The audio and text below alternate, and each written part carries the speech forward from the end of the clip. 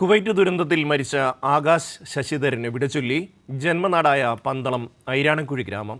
ഉച്ചയ്ക്ക് 2 മണിയോടെയായിരുന്നു സംസ്കാരം. നാളെയും മറ്റന്നാളുമാണ് ജില്ലയിലെ മറ്റുള്ളവരുടെ സംസ്കാര ചടങ്ങുകൾ.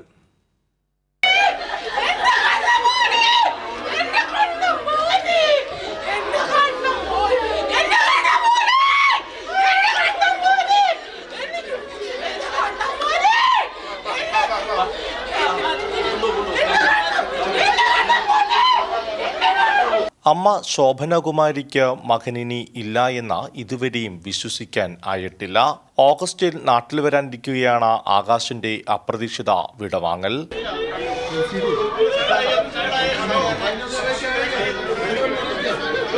2 മണിയോടെ സംസ്കാര ചടങ്ങുകൾ പൂർത്തിയായി. മന്ത്രി Saji Cherian, deputy speaker Chittayam Gopakumar, Anto Antony MP, CPIM ജില്ലാ സെക്രട്ടറി KP ഉദയഭാനു തുടങ്ങിയവർ അന്തിമോപചാരം അർപ്പിച്ചു. കുവൈറ്റ് അപകടത്തിൽ തന്നെ മരിച്ച തിരുവല്ല മേപ്ര സ്വദേശി തോമസ് യുമ്മന്റെ മൃതദേഹം വീട്ടിലെത്തിച്ചു.